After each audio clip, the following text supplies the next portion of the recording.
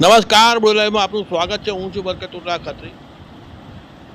સિહોદના પુલ પાસે આપણે ઊભા છે અને રેલવેનો જે પુલ છે તેની વાત કરવા માટે આપણે અત્યારે આ લાઈવ વિડીયો કરી રહ્યા છે, કારણ કે રેલવેના પુલના ફાઉન્ડેશન પણ ધોવાયા છે।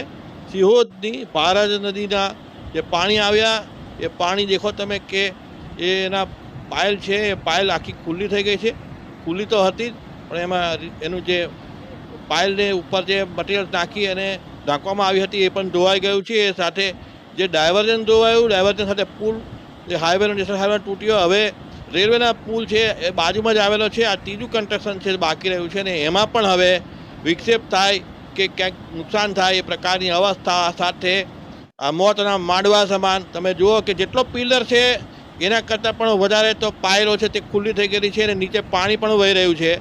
આ અવસ્થા બહુ જ ખતરનાક કહેવાય બ્રિજ સ્ટ્રક્ચર માટે, એની સલામતી માટે। એને લીધે રેલવે ટ્રેન પણ ધીમી કરી દેવામાં આવે છે।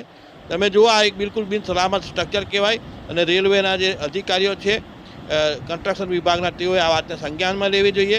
સિહોદની અંદર અત્યારે બિન સલામત રેલવેના બ્રિજના એના પિલર છે અને એનું ફાઉન્ડેશન, કારણ કે રેલવેની ઉપર જે ટ્રેન જાય, ટ્રેનનું એન્જિનનું વજન લગભગ 100 ટન છે। એની સાથે એના ડબ્બા જોડાય અને આખી ટ્રેન જે રોલિંગ જે લોડ છે એ આખો એની ઉપર ઝીલવાનો હોય છે અને આ લોડ ટ્રાન્સફર થાય ઉપરથી સુપરસ્ટ્રક્ચર પરથી સબસ્ટ્રક્ચર પર અને છેવટે જાય પાઇલ પર।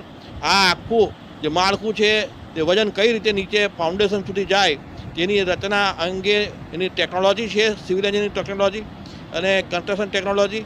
આમાં તમે જુઓ કે એનું જે સુપરસ્ટ્રક્ચર અને સબસ્ટ્રક્ચર, એમાં સબસ્ટ્રક્ચરનો ભાગ જ સૌથી વધુ મહત્વપૂર્ણ છે, કારણ કે એ લોડ સીધો જ ફાઉન્ડેશન પરથી લઈ સીધો જે નીચેનો રોક છે ત્યાં સુધી પહોંચાડતો હોય છે। અને આ પાયલ છે, આ પાયલની રચના પણ ખૂબ મહત્વપૂર્ણ છે।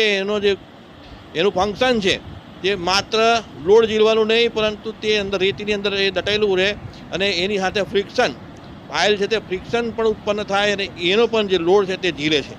સાથે સાથે ઉપરથી જે રોલિંગ લોડ છે તે જ્યારે ઉપરથી પસાર થાય ત્યારે એની અંદર વાઇબ્રેશન, કંપન પણ પેદા થતું હોય।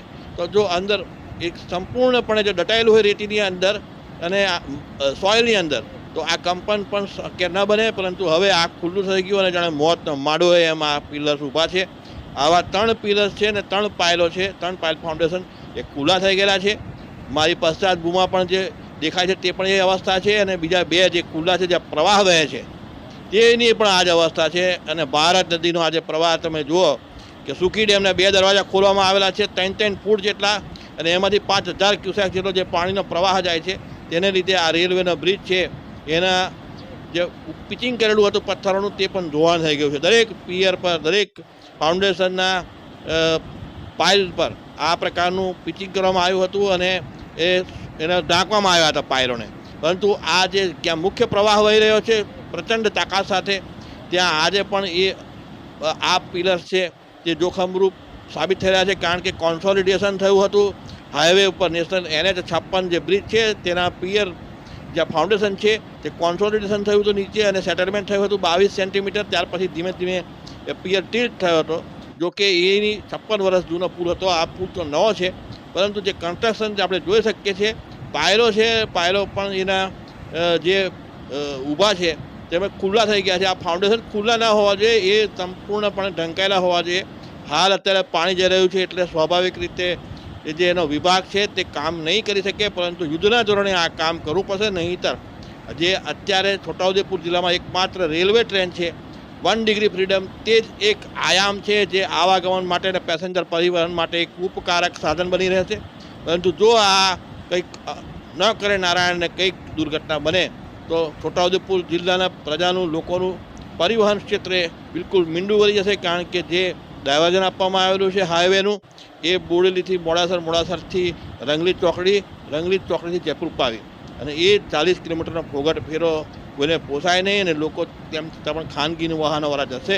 પણ જે ગરીબ લોકો છે તેઓનો આર્થિક, સામાજિક, શૈક્ષણિક તમામ રીતે વિકાસ રૂંધાઈ રહ્યો છે, તે લોકો માટે રેલવે ટ્રેન એકમાત્ર ઉકેલ અને એકમાત્ર આયામ છે કે જેના આધારે તેઓ છોટાઉદેપુરમાં પરિવહન કરીને પોતાનો ઉકેલ લાવી શકે। પરંતુ હવે આજના સમયમાં કઈ રીતે લોકો પોતાનો વિકાસ સાધી શકે? તમે આ સિહોદની જે નદી છે ભારત નદી, એના પટમાં રહી અમે તમને આખો વિવરણ અને વર્ણન કરીને સમજાવી રહ્યા છે કે રેલવે બ્રિજ છે એ બિલકુલ બિન સલામત છે અને આ અંગેની નોંધ અહીંના નેતાઓ, સંસદ સભ્ય જસુભાઈ રાઠવા, ધારાસભ્ય રાજેન્દ્રસિંહ મોહનસિંહ રાઠવા અને સંખેડાના ધારાસભ્ય અભયસિંહ તડવી ત્રણેય નોંધ લે અને આ બ્રિજને સલામત કરવા માટેની પણ યોગ્ય રજૂઆત કરે.